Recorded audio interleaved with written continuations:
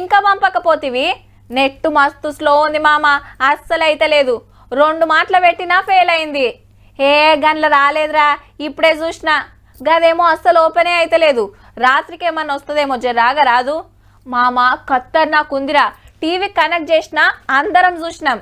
ఇగో గిట్లుంటది కొందరి కథ. కొత్త సినిమా విడుదలైతుందంటే ఫ్యాన్స్ కంటే ఎక్కువ ఆత్రం ఉంటది. అయితే పైరసీ పనిమంతులు మంచి గినాలకి ముచ్చట పుసుక్కున దొరికిండ్రనుకో, టాకీస్ లో సినిమా షూటింగ్లు బంద్ చేసి జైల్లో చిప్పకూడు తినాలే సుమా. తక్కువ 3 ఏండ్లు మరి. అంతేకాదు మీ ఆస్తులు అమ్మినా సాలనంత దండగా కట్టాల్సిందేనట. ఈ సినిమా తీస్తానికైనా ఖర్చుల 100కి 5 రూపాయలు ఫైను, అంటే కోటికి 5 లక్షలు. 5 కోట్లయితే 25 లక్షలు. కానీ ఇప్పుడు 100 కోట్లు పెట్టి తీయబట్టిరి. ఇక ఎంత అవుతుందో మీరే లెక్కేసుకోండి. దొంగతనంగా రికార్డు చేసి బయట అమ్ముకుంటే ఎంత ఇస్తారో గాని అరెస్ట్ అయితే మీ జిందగీ మొత్తం బర్బాద్ అయ్యుడు పక్క. పైరసీకి వెళ్లి సినిమాలను కాపాడటానికి పాత చట్టాన్ని మార్చి గొట్టు శిక్షలు తెచ్చిండ్రు సెంటరోళ్ళు. మున్పు 3 నెలల జైలు శిక్ష, 3 లక్షల జుర్మానే ఉండే. మరి కాదా మరి? సినిమా అనేదే బిజినెస్ ఆయే. లక్ష పెట్టి 5 లక్షలు కమాయించాలని చూస్తారు.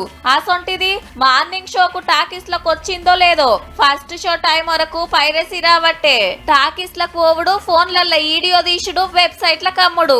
రిలీజ్ నాడే మంచి ప్రింట్ ఇంటర్నెట్ లో పెట్టే వరకు పబ్లిక్ పుక్కట్ల చూడమరిగిండ్రబ్బా. ఈగేముంది, కోట్లు పెట్టి తీసిన వాళ్ళకు నున్నగా గుండు కొట్టినంత పని అయితాంది.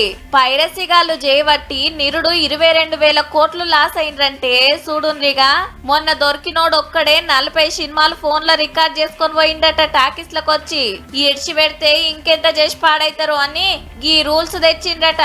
కానీ పైరసీ చేసిన వాళ్ళని మాత్రమే పట్టుకుంటామంటే ఎట్లా సార్లు?